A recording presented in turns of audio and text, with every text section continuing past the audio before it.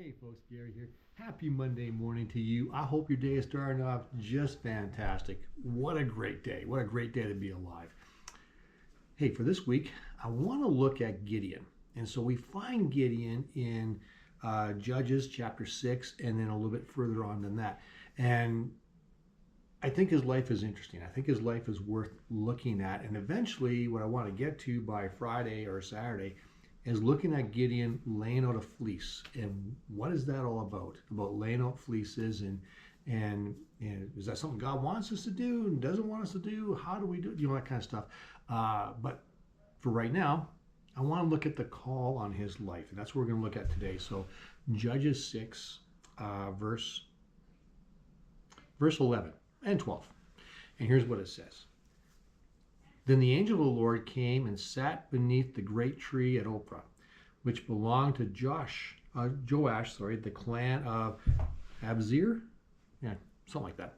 Gideon, the son of Joash, was threshing wheat at the bottom of a wine press to hide the grain from the Midianites. So what's happening right now is the Midianites are coming in and they are destroying Israel. They show up with all these camels, and if you have any kind of crops, they take the crops, they're taking all their food, all their animals, everything.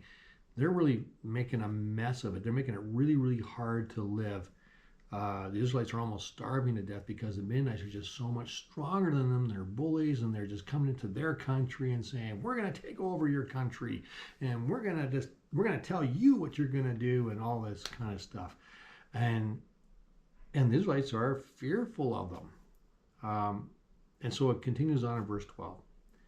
The angel of the Lord appeared to Gideon. Now remember, he's in a wine press, so he's down really, really low and is covered up, and he's trying to thresh grain. You know how they would thresh grain? They would have it in like a blanket type thing or whatever it is, and they would throw it high in the air, and then the chaff would get blown away, and the grain would come down, and they would have their grain to make breads with and stuff.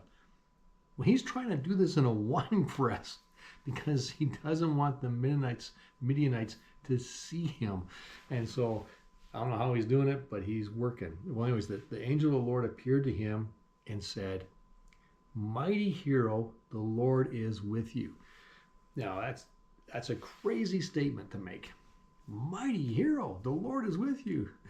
Gideon's probably like, what, is there someone else here? Like, who's he talking to? I'm hiding in a wine press trying to get the chaff off of this grain so that no one sees me. Like, he is cowering. And yet, God calls him a mighty hero. The Lord is with you.